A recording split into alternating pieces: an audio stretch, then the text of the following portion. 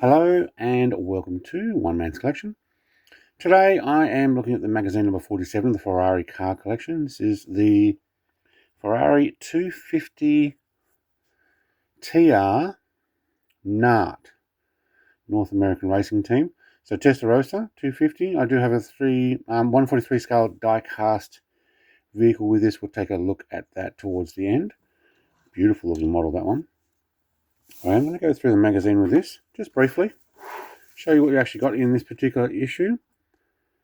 So the single-seater in this particular one is the F2004. It's the Michael Schumacher car, I believe. Then we're talking about the 250 TR NART from 1958. And the production model of this particular issue is the 340 America, which I do think may have already shown, but you do get these other models in the collection as well. And the poster is of this car, but I have not taken the poster out. Okay, not going to read everything in huge detail. If you haven't seen these videos before, I'll just briefly gloss over it. If you do want to read some of the extra stuff, you will need to pause the video. So despite winning a double in 2003, Ferrari overhauled a single-seater for the following year. The result, F2004, was a excuse me, an aerodynamic powerhouse that helped set several new F1 records.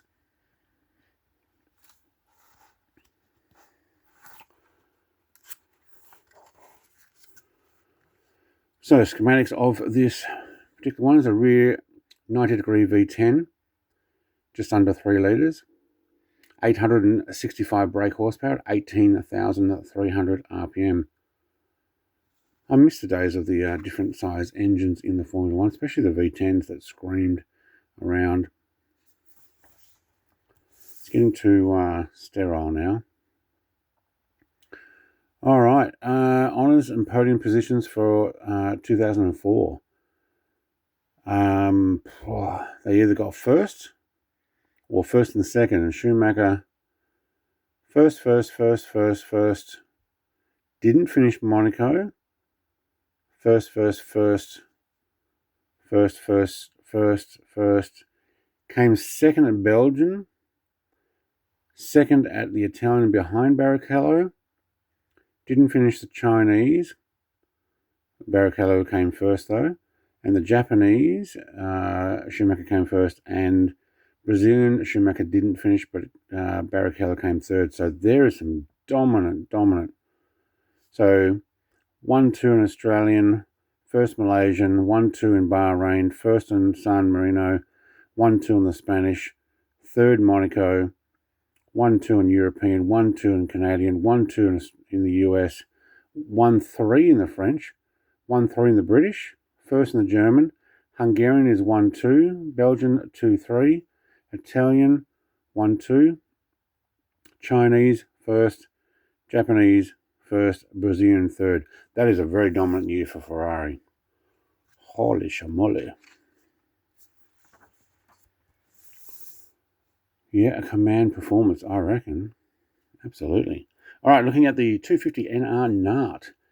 250 Testarossa, or TR, was synonymous with competition Ferraris and used by private outfits that include the North American Racing Team, or NART, which is basically like the white with the blue stripes, or blue and white livery. It was the North American Racing Team. If you had a look at was it last week's Ferrari magazine or the Formula 1 magazine? It was a NART Ferrari, my Formula 1 car. Probably the only Ferrari that was not actually red that I have in my collection. It was blue and white because it was part of the NART team for their racing. Genetti's pre-NART racing career. Not going to read through that. Great careers. The white livery with longitudinal twin blue bands was one of the identifying aspects of the Ferraris entering the race by Genetti, North American Racing Team, or NART. Genetti was a driver who had won a number of classic races. He was also good friends with Enzo Ferrari and the first importer of prancing horses cars into the United States.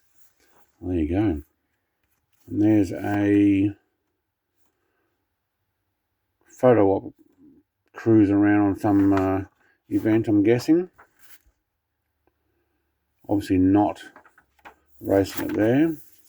Power plant was a 60-degree V12, which was located under the rear boot lid of the 250 Testarossa. Under the rear boot lid. Oh, yeah, okay. Not the front. Sorry, what? Really? Did we have a schematic of it? Yeah, but not the actual engine. So, hang on. That's not right. Why would you have the exhaust pipes out the front?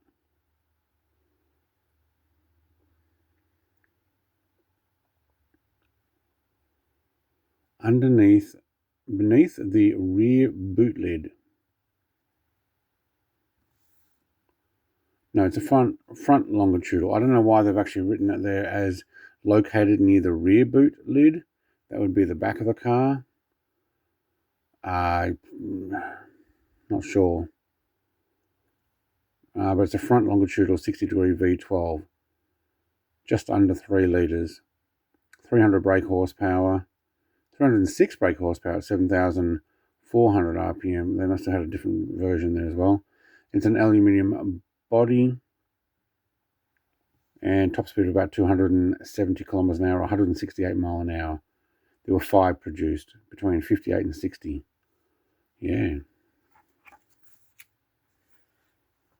Yeah, I'm not sure what the science behind the rear boot there.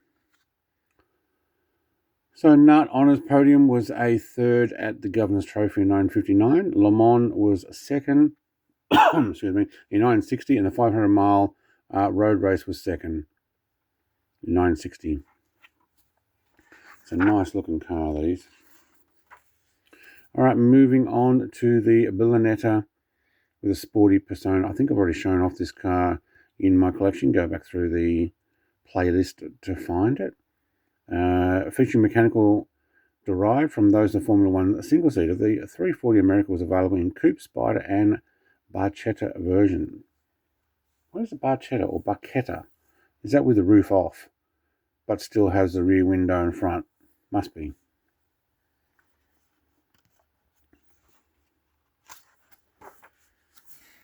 There's some pretty classic-looking Ferraris, these ones. Nice interior. The gear version. Turin coachmaker Carrozzeria Gear created 3 examples of 340 America, featuring the fastback tail as seen here. The characteristic features was the rear wing sweeping into door panels, and the slight bulge extended up in the side windows, giving the vehicle great elan.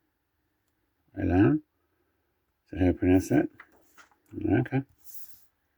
Engine on this one is a front longitudinal 60-degree V12. 4.1 litre. Just over. 220 brake horsepower at 6,000 RPM with a top speed of 149 mile an hour or 240 kilometers per hour. There were 22 produced. Cool.